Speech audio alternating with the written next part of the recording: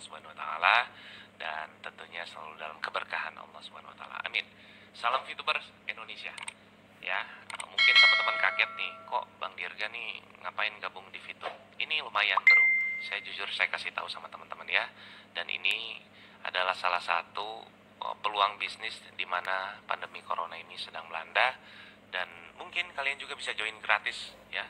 Tapi kalau kalian sudah memulai memahaminya, kalian boleh anggap aplikasi ini sebagai aplikasi investasi yang juga bisa kalian berdagang ya di aplikasi ini, tentunya dengan yang disuguhkan oleh VTube ini exchange counter, di mana di situ kalian bisa bertransaksi dengan aman dan tentunya dinaungi oleh hukum juga ya.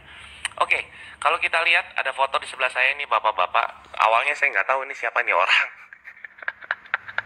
Ya, ini pasti para VTubers yang lama ini pasti kenal sama bapak-bapak ini ya.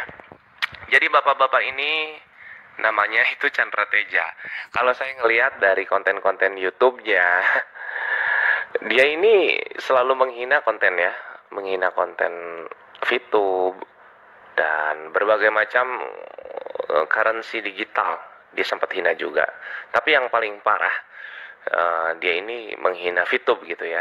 Saya nggak tahu apa motifnya dia menghina ini. Mungkin jika menurut strategi promosi, dia ini menggunakan strategi antagonis. Apa itu strategi antagonis? Kamu ingat nggak kalau zaman dulu itu ada film Mak Lampir? Nah, Mak Lampir itu kan peran antagonisnya, jahatnya ya kan? Nah, padahal judul filmnya itu Misteri Gunung Merapi. Nah, artinya apa? Sosok antagonis bisa mengalahkan judul film. Artinya bisa lebih terkenal. Ya, satu titik hitam di atas kertas putih itu akan lebih mencolok. Itulah yang dilakukan strategi sama Chandra Teja ini. Lalu, siapakah sebenarnya Chandra Teja ini? Saya akan di sini melihat beberapa blog dan juga di sini melihat beberapa biografinya. Tapi sayangnya namanya dia ini tidak ada dalam WordPress. Dalam artian dia bukan siapa-siapa dan dia bukan orang yang sangat terkenal dalam dunia bisnis, dalam dunia karir pun nothing gitu ya. Jadi Chandra Teja ini anak pertama dari 3 bersaudara kelahiran Jakarta 7 Januari 1965. Ini adalah seorang jemaat dan pelayan gereja GBI Rehoboth Muara Karang yang menjadi pebisnis konten Moving Bible. Moving Bible ini yang pertama kali katanya di Indonesia. Moving Bible mulai hadir sejak Juni 2004 oleh hasil pertemuan bisnis yang digelar oleh Chandra dan para pemimpin gereja kala itu. Pada umumnya, seseorang yang berprofesi sebagai pelayan sekaligus sebagai pebisnis dipandang negatif oleh masyarakat. Namun baginya, bisnis yang terintegrasi dengan pelayanan, perspektif tersebut menghantarkannya dan rekan-rekan untuk mendirikan perusahaan Alpha Omega Production yang bergerak di bidang penyedia konten atau konten provider khusus kata-kata motivasi dari ayat-ayat Alkitabnya ya.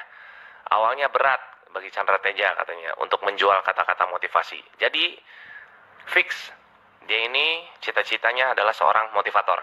Oke. Jika syarat-syarat menjadi seorang motivator itu harus dipercaya sama orang. Kedua, dari kehidupannya juga harus sukses ya. Ketiga, jadi bukan jadi motivator dulu terus sukses gitu, enggak, bukan ya. Tapi sukses dulu baru jadi motivator, itu yang benar ya. Oke, kalau kita lihat dia punya cita-cita pengen jadi motivator, kita lihat Instagramnya ya. Kita lihat dulu Instagramnya di sini. Oke, pengikutnya 3.475, mengikuti 1.131. Jadi dia ini mengaku-ngaku sebagai sekolahnya di mana? Di luar negeri katanya. Oh ya, baguslah ya kalau kayak gitu. Jadi dia juga cinta fotografi katanya itu kan.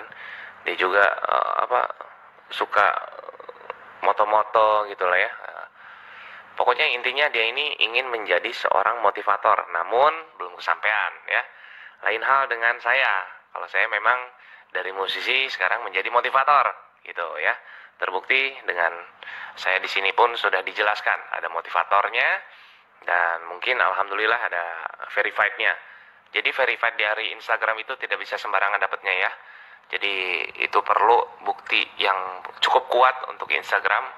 Kalau Dirga ini siapa? Nah, kalau saya ini kan insya Allah sekarang motivator juga buat teman-teman yang mungkin ingin mempunyai usaha, ingin mempunyai penghasilan. Nah, saya akan memberikan motivasi kepada semua teman-teman gitu ya, lewat VTube ini insya Allah. Nah, kalau saya jelas memang di sini adalah seorang motivator. Nah, lain dengan yang tadi ya. Nah, di sini mungkin masih dalam proses dia. Dan kalian sadari juga kenapa dia ini lebih memilih menjadi seorang hatersnya VTube ya. Ketika dia menjadi hatersnya seorang VTube ini, dia mendapatkan keuntungan ya. Dia mendapatkan keuntungan dari penonton-penonton VTube sendiri yang mungkin ya hal-hal yang kontroversi tuh dia ungkap, dia blow up sehingga dia ini bisa mencuat ke permukaan gitu. Ya, ingat, setitik hitam di atas kertas putih itu akan sangat mencolok. Artinya yang dia lakukan itu seperti itu. Dan kepada semua para VTubers, kalau bisa jangan nonton lagi kontennya. Karena kenapa? Di situ banyak banget ujaran kebencian tentang bisnis VTube yang memang real. Saya rasakan keuntungannya di exchange counter, ya. Dan banyak juga beberapa bukti kalau misalkan kita lihat dari Facebooknya Yunita Atmojo ya. Di situ juga banyak kelihatan orang udah kebeli rumah, udah kebeli mobil, udah bisa menjual VIP sekian ratus juta dalam sebulan, dalam 40 hari. Itu kan adalah salah satu bukti.